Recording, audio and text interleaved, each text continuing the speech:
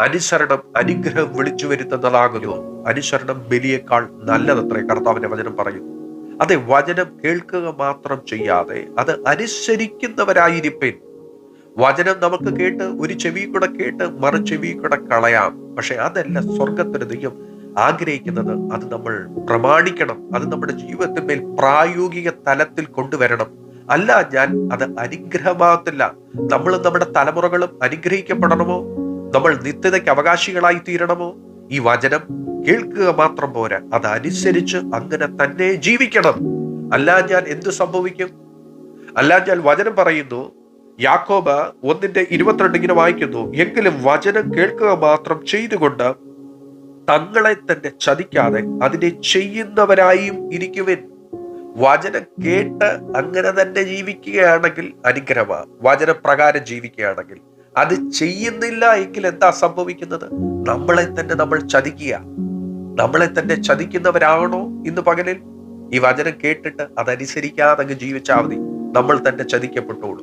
പിശാചിന്റെ ചതിയിൽ പെടാതെ ദൈവം ആഗ്രഹിക്കുന്ന അളവിൽ ജീവിക്കുവാൻ ആഗ്രഹിക്കുന്നു. ഇത് കേട്ടിട്ടുണ്ടെങ്കിൽ അത് പ്രമാണിക്കുന്നവരായിരിക്കണം. വചനം നമ്മൾക്ക് കേൾക്കാം, വചനം ധ്യാനിക്കാം. അനവധി ദൂതുകൾ നമ്മൾ കേൾക്കുന്നവരല്ലേ. അത് പ്രമാണിക്കാതിരുന്നു കഴിഞ്ഞാൽ എല്ലാം വൃഥാവത്രേ. നമ്മുടെ ജീവിതം വൃഥാവത്രേ. നമ്മൾ ഈ ഭൂമിയിലും അനുഗ്രഹിക്കപ്പെടത്തില്ല, നിത്യതയ്ക്ക് അവകാശികളായി തീരത്തില്ല. അതുകൊണ്ട് എന്നെ കേൾക്കുന്ന ദൈവമക്കളെ, ഇന്ന് പകലിൽ ഒരു തീരുമാനമെടുത്താട്ടെ. ഇന്ന് മുതൽ ആ വചനം പ്രമാണിക്കുന്നവരായിരിക്കാൻ പരിശുദ്ധാത്മാവിന്റെ കരങ്ങളിലേക്ക് നിങ്ങളെ തന്നെ ഇത് സമർപ്പിക്കാവൂ.